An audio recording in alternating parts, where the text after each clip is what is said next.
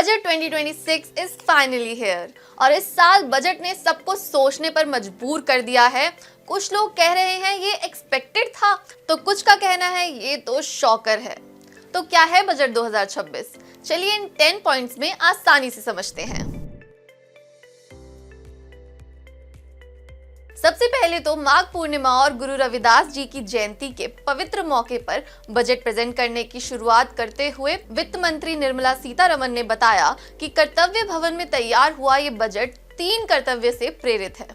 पहला कर्तव्य economic growth को तेज और स्थिर बनाना और ग्लोबल उतार चढ़ाव के सामने इकोनॉमी को मजबूत बनाना।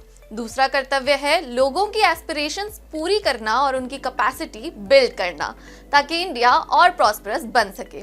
और तीसरा कर्तव्य सबका साथ सबका विकास के विजन के अनुरूप यह इंश्योर करना कि हर परिवार, समुदाय, क्षेत्र और सेक्टर को रिसोर्सेज, फैसिलिटीज और अपॉर्चुनिटीज मिलें।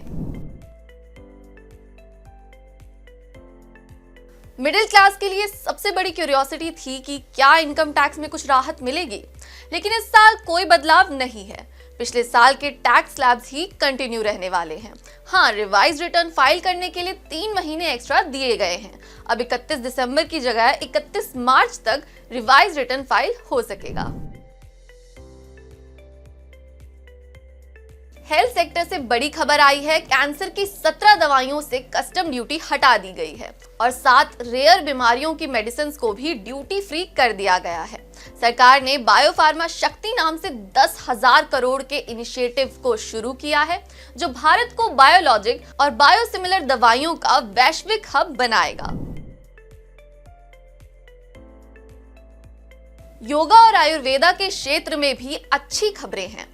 3 नए all India institutes of Ayurveda की स्थापना होगी।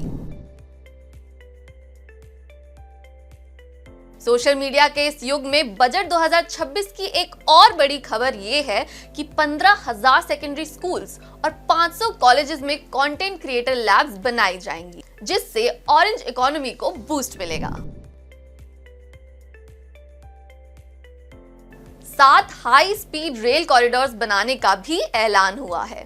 इनमें Mumbai to Pune, Pune to Hyderabad, Hyderabad to Bengaluru, Hyderabad to Chennai और सिलीगुड़ी से वाराणसी कॉरिडोर्स शामिल हैं।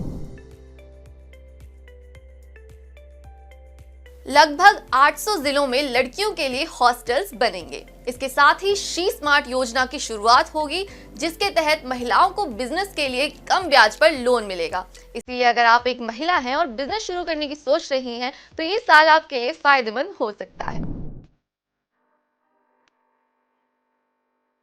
फाइनेंस मिनिस्टर निर्मला सीतारमण ने कहा कि टेक्सटाइल इंडस्ट्री की ग्रोथ के लिए टेक्सटाइल पार्क्स बनाए जाएंगे। महात्मा गांधी स्वराज पहल की भी घोषणा हुई है। खादी को प्रोत्साहित करने के लिए प्रोडक्शन और ट्रेनिंग से जुड़ी योजनाएं तैयार की जाएंगी। किसानों की इनकम बढ़ाने के लिए कोकोनट प्रमोशन स्कीम लाई जा रही है और 2030 तक इंडियन कैश्यू और कोको का ग्लोबल ब्रांड बनने का टारगेट है। बजट में आने वाले आसाम इलेक्शंस की झलक भी नजर आई। पूर्वोत्तर के 5 राज्यों में बुद्धिस्ट सर्किट बनाने का ऐलान किया गया है। ये राज्य हैं आसाम, सिक्किम, अरुणाचल प्रदेश, मिजोरम और त्रिपुरा।